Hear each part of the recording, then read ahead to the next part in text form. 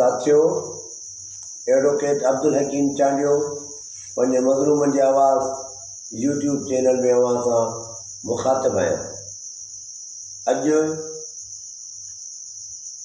हिन वक़्तु जॾहिं 12 बजा थी रहिया आहिनि, उन वक़्तु तव्हां सां मुखातिब आहियां ऐं उनजे करे मुखातिब आहियां त दिलि उदासी सां गॾोगॾु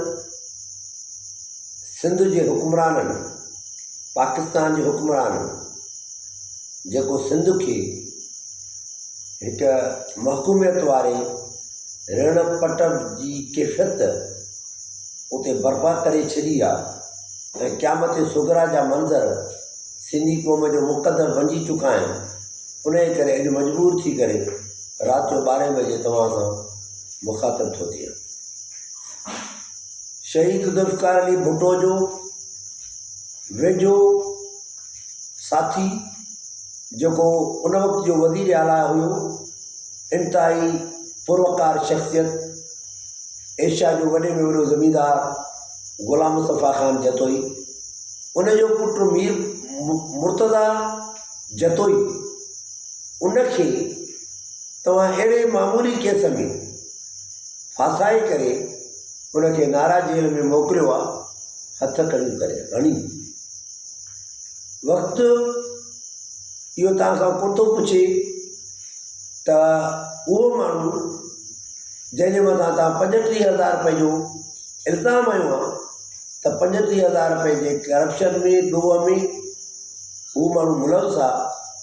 उन माण्हू खे जे इज़त नफ़्स खे जेको तव्हां मजरूह कयो आहे, इन जे अमल जे करे तव्हांजो वक़ार जेको आहे उहो तबाही ऐं बर्बादी जो मंज़र पेश करे रहियो आहे।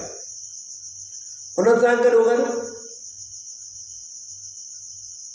असांजो जूनियर ज़ुल्फ़िकार अली भुट्टो, मीर मुर्तज़ा भुट्टो जो चश्मो चराग, जंहिं मीर मुर्तज़ा भुट्टो खे तव्हां 70 किलोमीटर कराची जे अॻियां वाजिद दुरानी ऐं शोएब सिडल DIG हुयो, वाजिद दुरानी SSP हुयो। उन्हनि जे मार्फत तव्हां मीर मुर्तज़ा भुट्टो खे उन वक़्त जो MPA ऐं संदसि भेण पाकिस्तान जी वज़ीर आज़म दोख्तर मशरिक़ डॉक्टर ऑफ ईस्ट ऐं दुनिया जी पहिरीं इस्लामी मुल्कनि जी ख़ातून वज़ीर आज़म, उनजे भाउ खे तव्हां गोलियुनि जो बख बणाए उनजी ज़िंदगी जो ॾीओ उजाए छॾियो। उहो ज़ुल्फ़िकार अली भुट्टो, उनखे तव्हां शहीद करे छॾियो फांसी ॾेई। उहो तव्हांजो मौत ज़ुल्फ़िकार अली भुट्टे जो अॼु बि तारीख़ जे वर्कनि में तव्हां ग़ासिबनि जे मौत चमाट मां हिकिड़ो अक्स पेश करे रहियो आहे ऐं हमूदुर रहमान कमीशन इहा शइ क्लियर करे चुकी आहे त ज़ुल्फ़िकार अली भुट्टो कंहिं बि मुजरिम में, कंहिं बि जुर्म में मुजरिम न हुयो, पर तव्हां उनजी ज़िंदगी खे एक्स्ट्रा जुडिशल किलिंग, मावरा अदालत क़तल जे ज़ुमरे में आणे करे उनखे फांसी ते तव्हां चाढ़े छॾियो। तव्हां उनजे ॿिए पुट शाहनवाज़ खे फ्रांस में ज़हर ॾेई माराए छॾियो। तव्हांजो प्रोग्राम इहो हुयो त जेको पाकिस्तान खे आइन जे पाकिस्तान जी ज़मीन भारत जे कब्ज़े मां आज़ादु कराए 90,000 क़ैदी तव्हांजा भारत खां वापसि कराए, उन माण्हू सां इहो तव्हां हासिलु कयो जो हुनजे सॼे ख़ानदान खे तव्हां ख़तमु कराए छॾियो। हींअर हुनजो पुटु पोटो ज़ुल्फ़िकार जूनियर जेको सिंधु दरिया जी मुस्तक़बिल खे बचाइण जे लाइ निकितो आहे, जेको चवे थो कूली, मेघवाड़ ऐं जी तुंहिंजी शेड्यूल कास्टूं, भील, बागड़ी उहे सिंधु दरिया जा वारस आहिनि ऐं सिंधी क़ौम जा अमीन आहिनि। उन त हिकिड़ी जाइ ते ईअं ई चयो, जंहिं माण्हू चयो त आसिफ़ अली ज़रदारी कुतो आहे, तो हुन चयो त कुतो वफ़ादार जानवर आहे, आसिफ अली ज़रदारी कुतो कोन्हे, उहो वफ़ादारी कोन्हे। हुन इहो बि चयो त जेकॾहिं आसिफ अली ज़रदारी वफ़ादार हुजे हा त उहो मुंहिंजे बाबे मीर मुर्तज़ा भुट्टो खे शहीद न कराए।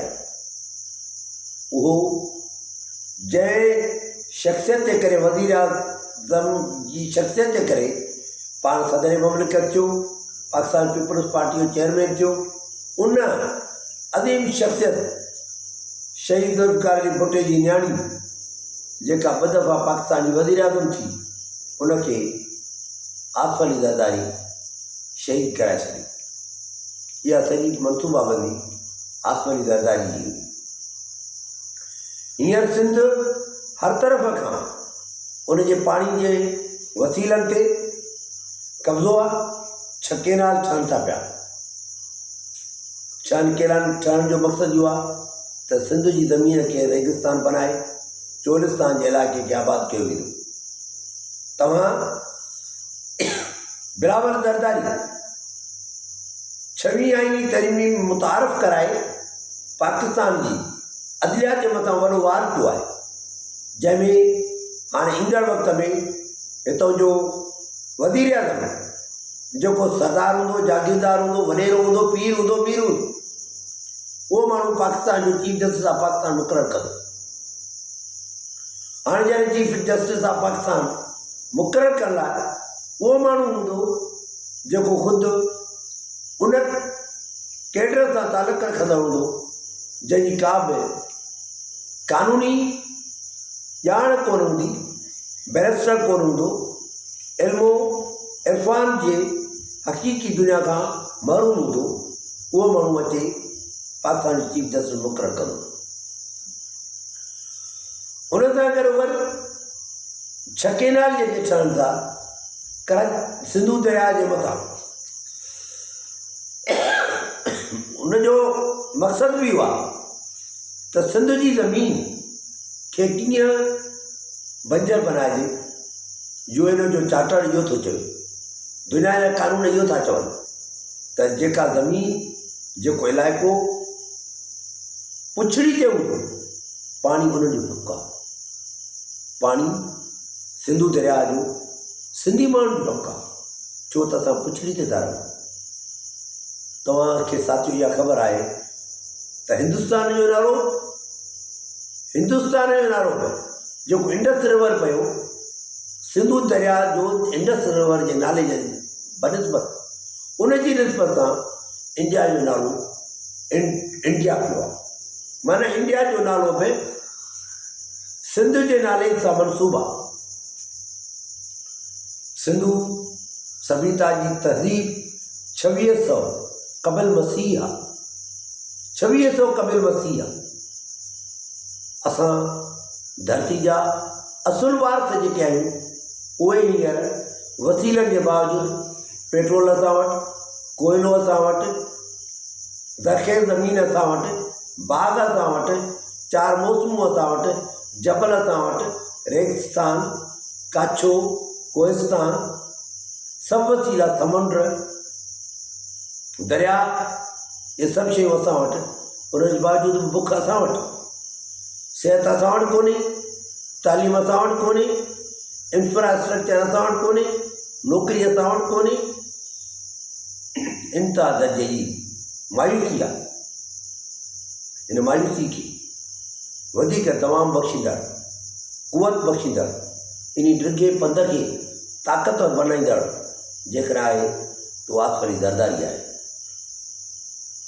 जॾहिं आरिफ अलवी वटि समरी पेश थी त 26 लख एकड़ ज़मीन उन वक़्तु आबाद कई हुई चोलिस्तान में। हाणे त 60 लख एकड़ आहे। उन खे आसिफ अली ज़रदारी जे अचण खां अॻु में जेको आरिफ अलवी पाकिस्तान तहरीक इंसाफ़ जो प्रेसिडेंट हुयो, उन चयो त सिंध जी ज़मीन, सिंध जो पाणी जेको उन्हनि जी मिल्कियत आहे, उहो कंहिंखे बि न ॾिनो वेंदो। उहो रिजेक्ट करे छॾी उन जी समरी पर आसिफ अली ज़रदारी चयो त मूंखे तव्हां पाकिस्तान जो सदर बनायो, जीअं तव्हां चवंदो मां तव्हांखे उन चोलिस्तान जी ज़मीन खे आबाद करण लाइ 1000 जनरलनि जे ज़मीन खे आबाद करण लाइ जनरल आसिम मुनीर जी जेको आर्मी चीफ आहे उन जे चवण खे मञंदे असांजे सदर ज़रदारी उन समझ खे सही करे छॾी आहे।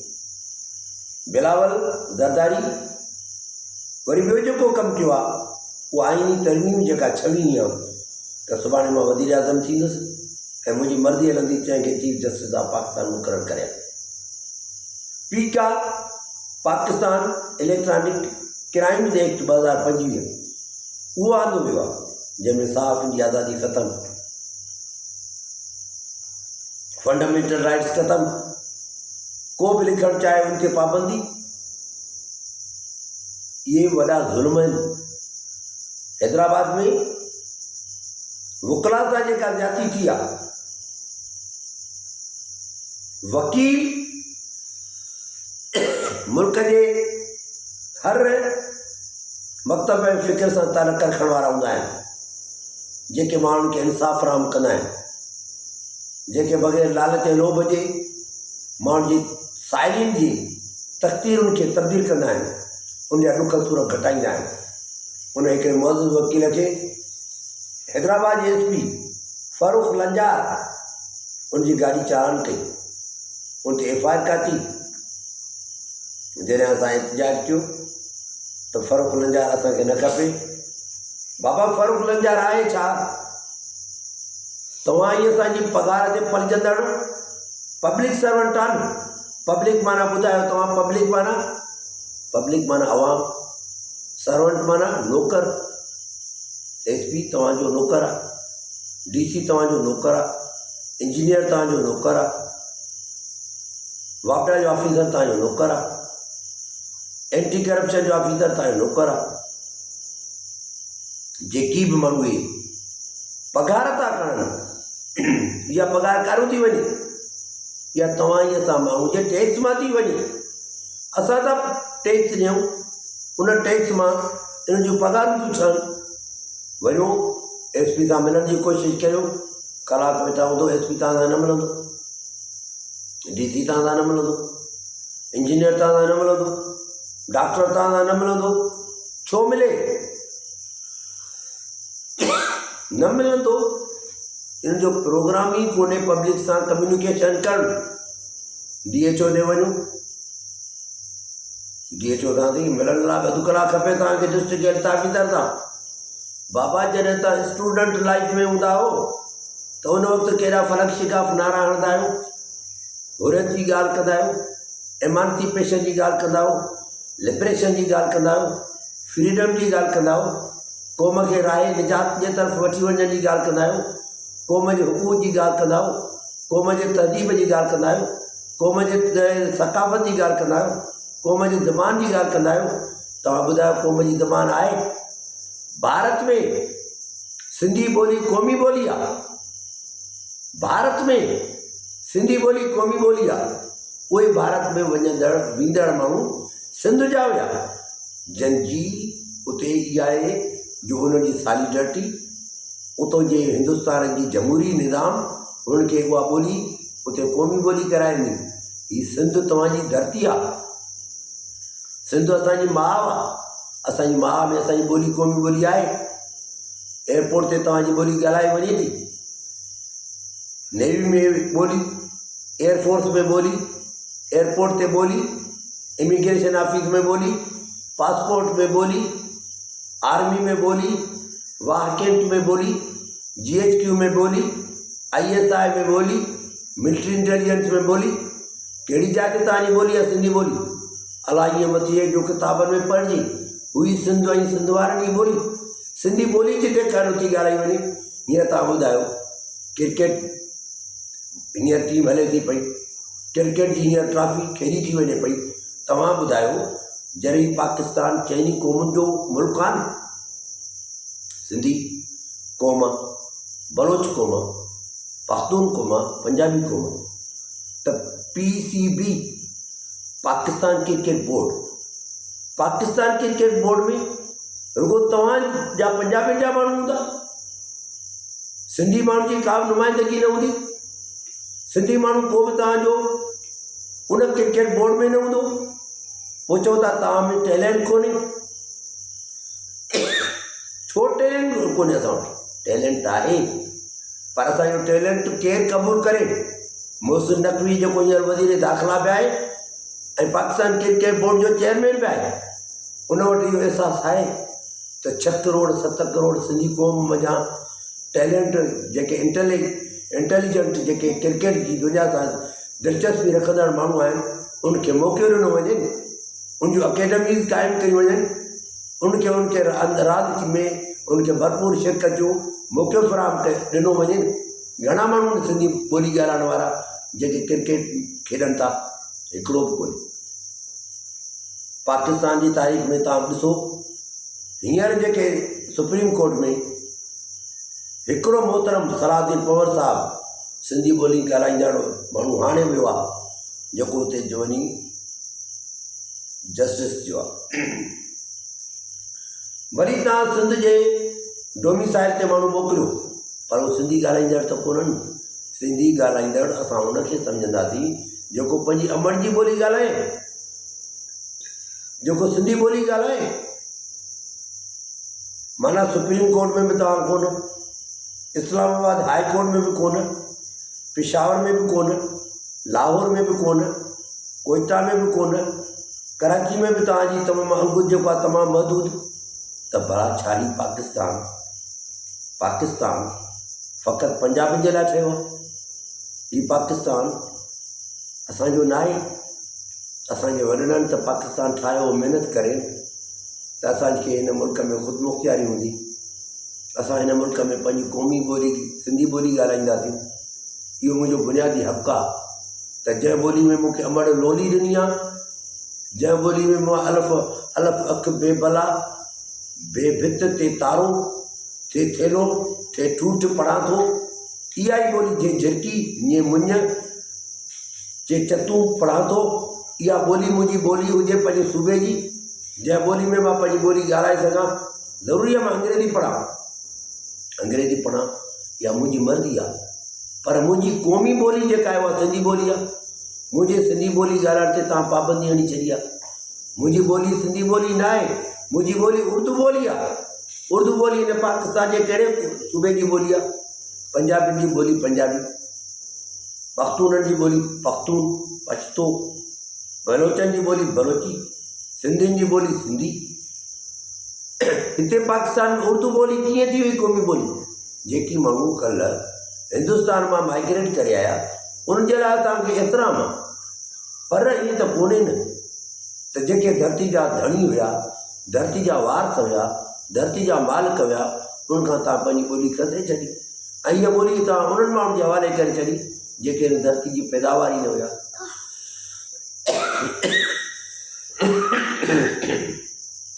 माफ़ कयो प्यारा साथियो, गलो ख़राबु आहे, राति जा 12 थिया आहिनि, पर मुंहिंजी निंड मूंखे नथी अचे। जॾहिं मां मुर्तज़ा जतोई जी गिरफ़्तारी जो ॿुधो आहे ऐं जॾहिं असांजो फ़ारूक लंजार एसपी लाइ असां वकीलनि जदोजहद कई आहे। मां बाय प्रोफेशन वकील आहियां, 24 साल मुंहिंजी स्टैंडिंग आहे वकालत में। यार जेकॾहिं असां चऊं था ही एसपी असांखे न खपे, तव्हां 3 ॾींहंनि जी उनखे तव्हां मोकल ते मोकिलियो। अनापरस्ती में एॾो अनाथ थींदो आहे छा? अनापरस्ती में 3 ॾींहं मोकल कराए वरी हुनखे वापसि आंदो अथव। वरी जॾहिं हू वापसि आयो आहे त वॾा बोस्की जा पटका पाए आयो आहे फ़ारूक लंजार, वॾा बोस्की जा पटका पाए वरी हुनजे मथां गुलनि जी वर्खा थी आहे, वॾा पेनाफ्लेक्स ठहिया आहिनि। वरी चयो आहे त सिंध पुलिस ज़िंदाबाद, सिंध पुलिस ज़िंदाबाद, सिंध पुलिस ज़िंदाबाद भली हुजे, पर ईअं त यार कोन थींदो आहे न। तूं सरकारी मुलाज़िम आहीं, तूं असांजे पेंशन ते पलिजी थो, तुंहिंजा ॿार जेके खाइनि था पीअनि था उहे बि असांजे पैसनि मां था खाइनि, तुंहिंजा ॿार जिते पढ़नि था उन्हनि खे बि असां पैसा था ॾियूं तॾहिं पढ़नि था, तूं जेका दवा दरमल वठी थो उहा बि असांजे पैसनि ते वठी थो। जेका गाॾी ते चढ़ी थो उहा गाॾी असांजी आहे, जंहिंमें पेट्रोल थो विझराई उहो पेट्रोल असांजो आहे। जेको प्रोटोकॉल थो वठी उनजी पघार असां था ॾियूं। जेको स्टाफ तूं रखी करे अॻियो पोयों गाॾियूं थो हलाई, उहे गाॾियूं जेके तेल साड़नि थियूं, गाॾियूं अचनि थियूं, गाॾी में जेको फ्यूअल पड़े थो, टायर उनजा मुतासिर थियनि था, इहे सभु पैसा पब्लिक जा आहिनि, अवाम जा आहिनि। पोइ ज़रूरत कहिड़ी? ज़िया लंजार साहब, तव्हां कानून जा वज़ीर बि आहियो, वज़ीर दाख़िला बि आहियो, तव्हांखे इहो अहसासु थियो त वकील, तव्हां वकीलनि जा भॻवान रहिया हो, नवाब शाह जा माण्हू आहियो, तव्हां वकीलनि जा भॻवान रहिया हो। जॾहिं तव्हां वकीलनि जा भॻवान रहिया हो त पोइ तव्हांखे इहो अहसासु न थियो त वकील सरापा एहतिजाजनि। 2 ॾींहं असां इंडस हाईवे बंदि कयो, 2 ॾींहं असां इंडस हाईवे बंदि कयो त असांखे फ़ारूक लंजार न खपे SP, पर तव्हांजी अञा त असांखे इहो SP वरी आणिणो आहे, वरी तव्हां साॻियो SP आणे वरी असांजूं अदालतूं तव्हां बंदि करायूं। 2 ॾींहंनि खां वठी असांजूं अदालतूं बंदि आहिनि। हैदराबाद जी अदालतुनि खे मेन गेटनि खे ताला लॻल आहिनि, कमु मुकमल सस्पेंड आहे, कमु बंदि आहे, अदालतूं कमु नथियूं कनि। तव्हांखे ख़बर आहे त डेली किरोड़नि रुपयनि जी, अरबनि रुपयनि जी बजट जेका आहे उहा ख़र्च थिए थी पई, पर रिज़ल्ट कुझु न आहे। अदालतूं बग़ैर फ़ाल थी वियूं आहिनि, लिटिगेंट्स अचनि था उहे वापसि हलिया था वञनि, क्लाइंट्स अचनि था जंहिंजा केसिस आहिनि उहे वापसि हलिया था वञनि, का प्रोसीडिंग कोन्हे। त वक़्त जा हुक्मरान ज़िया लंजार, वक़्त जा हुक्मरान मुराद अली शाह, वक़्त जा हुक्मरान आसिफ अली ज़रदारी, वक़्त जा हुक्मरान फरियाल ट्रांसपोर्ट, सोचो त हीउ जेको कुझु करियो था इहो तव्हां कंहिंजे लाइ था करियो? छा SP खे हटाइणु एॾो वॾो टास्क आहे? तव्हांजी जदोजहद, छो त जॾहिं बि क़ौम वॾनि मक़सदनि लाइ जदोजहद कंदी आहे त उन्हनि खे तव्हां माइनर इशूज़ जे तरफ़ उन्हनि जो तवजो मबज़ूल कराए वॾनि मक़सदनि तां हथु खणाईंदा आहियो। वॾो मक़सदु असांजो हींअर इहो आहे त कल्ह असांजे सिंधू दरिया जे मथां छकी नाल न ठहनि। हाणे उन सॼी जदोजहद खे तव्हां सबूताज करणु था चाहियो। असांजो मक़सदु आहे त 26 आइनी तरमीम जेका आहे उहा असांजे बुनियादी हक़नि जे तातुल जी अलामत आहे। असांजे बुनियादी हक़नि खे मुअतल थी करे उन तां असांजो तवजो हटाइणु था चाहियूं। असां Pakistan prevention electronic crime act 2025 पीका जेको तव्हां मुतारफ़ करायो आहे, असां उनजे ख़िलाफ़ु जदोजहद करणु था चाहियूं। तव्हां उन खे बि सबूताज करणु था चाहियूं। असां इहा बि चऊं था त 8 फरवरी 2024 ते पाकिस्तान तहरीक इंसाफ़ इलेक्शन खटी आई हुई, पर जेके 16 ऐं 47 सीटूं रखण वारा माण्हू जेके आहिनि, को सदर थी वियो, को वज़ीर आज़म थी वियो, पर जेको 180 सीटूं खणी आयो बग़ैर इंतिखाबी निशान जे, जेल में हुअण जे बावजूद बि उनखे तव्हां इक़्तिदार मुंतक़िल न कयो। हीअ असां सभिनी इन अमलनि लाइ जॾहिं जदोजहद करणु शुरू कई त वकील जेके बासलाहियत हूंदा आहिनि, समाज जा जुरतमंद किरदार हूंदा आहिनि, उन्हनि खे तव्हां माइनर इशूज़ जे तरफ़ मोल्ड कराए छॾींदा हो जे तव्हां वॾनि मक़सदनि खे माणे सघो। मां सभिनी तव्हांजे अमलनि जी मज़म्मत थो कयां, मुर्तज़ा जतोई जी गिरफ़्तारी जी मज़म्मत थो करियां। असांजे फ़ारूक लंजार खे तव्हां वापसि आंदो आहे, इन अमल जी मज़म्मत थो करियां। 26 आइनी तरमीम जेका तव्हां क़ौम जे मथां मुसलत कई आहे, वॾे के निज़ाम खे ताक़तवर बनाइण लाइ इन जी मज़म्मत थो करियां। पीका एक्ट जेको आहे प्रिवेंशन इलेक्ट्रॉनिक क्राइम्स एक्ट 2025 इन जी मज़म्मत थो करियां। ऐं उन खां पोइ जेके छके नाल सिंधू दरिया जे मथां ठाहे करे सिंध जो पाणी चोराइण जे लाइ ऐं हिकदार जनरलनि जी ज़मीनुनि खे आबाद करण लाइ, चोलिस्तानी ज़मीनुनि खे आबाद करण लाइ जेको तव्हां अमल मनसूबो जोड़ियो आहे, इन अमल जी मज़म्मत थो करियां। ऐं उन सां गॾोगॾु जेकी बि सिंध सां नाइंसाफ़ियूं थियनि थियूं, क्रिकेट बोर्ड में जेका सिंधी माण्हुनि खे नुमाइंदगी नथी मिले, फ़ख़ुरु तव्हांखे यादि आहे, बाबर तव्हांखे यादि आहे, साइम तव्हांखे यादि आहे, इहे सभु तव्हांखे यादि आहिनि। सिंधी कहिड़ो तव्हां खयो आहे?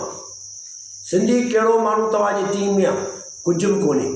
जॾहिं असांजो आर्मी में माण्हू कोन्हे, नेवी में माण्हू कोन्हे, एयरफोर्स में माण्हू कोन्हे, क्रिकेट बोर्ड में माण्हू कोन्हे, इंटरनेशनल सतह ते एम्बेसी में माण्हू कोन्हनि, सफ़ीर असांजा कोन्हनि, वॾनि उहिदनि ते असांजा माण्हू कोन्हनि। जेकी बि पाकिस्तान जूं 42 जेके वॾा इम्पॉर्टेंट डिपार्टमेंट आहिनि, कॉर्पोरेशन्स, उन में 35 डिपार्टमेंट्स जा हेड जेके आहिनि उहे तव्हांजा रिटायर्ड फौज जा आर्मी जा माण्हू आहिनि। माना हीउ सॼो मुल्क फ़ौज हलाईंदी। कंटोनमेंट एरिया शहरनि जूं फ़ौज जे हवाले हूंदियूं। कमर्शियल एरिया हैदराबाद जा, मीरपुर ख़ास जा, ठट्टे जा, कराची जा, लाहौर जा, पेशावर जा, कोयटा जा, उहे महांगा जेके कंटोनमेंट एरियाज़ आहिनि उहे तव्हांजा हूंदा। तव्हांखे त सरहदुनि ते वञणु घुरिजे, तव्हां वञी सरहदुनि जे दिफ़ा कयो, असांजी सिविलियन सेटअप खे मुतासिर न करियो, पर असांजी वॾी में वॾी बजट जेका आहे उहा तव्हां ते ख़र्चु थिए थी। उन जे करे असां इन सभिनी अमलनि खे कंडेम था कयूं। ऐं अॼु मुंहिंजो इहो मुतालबो आहे, हिकु वकील जो मुतालबो आहे त जेको कुझु तव्हां करे रहिया आहियो उन जा नतीजा सुठा न निकिरंदा, इन जा नतीजा जेके आहिनि बुरा निकिरंदा। ऐं उन्हनि बुरनि नतीजनि जे लाइ सॼो ज़िम्मेवार जेको हूंदो उहो पंजाब साम्राज्य। मां अॼु चिटो थो चवां त तव्हां पंजाबी जेके आहियो, पंजाबी दानिश्वर बि हूंदा, मुफ़क्किर बि हूंदा, ॾाहा बि हूंदा, अदीब बि हूंदा, इनक़िलाबी सोच रखंदड़ हूंदा, लेफ्ट जा माण्हू हूंदा, सोशलिस्ट फ़िक्र जा माण्हू हूंदा। उहे सोचींदा हूंदा त सिंधियुनि जो ऐं बलोचनि जो इस्तेसाल थिए थो पियो, पर मजबूरी में हू ॻाल्हाए नथा सघनि। उन्हनि खे बि इहो चवंदुसि त तव्हां ॻाल्हायो त जीअं तव्हांजो आवाज़ु मथे पहुची सघे। साथियो, जेकॾहिं मुंहिंजो हीउ वीडियो तव्हांखे पसंदि अचे त इनखे सब्सक्राइब कजो, शेयर कजो, त जीअं क़ौम मुंहिंजो आवाज़ु ॿुधी सघे ऐं सभिनी माण्हुनि ताईं हीउ पैगाम पहुची सघे। महिरबानी साथियो, अस्सलाम अलैकुम।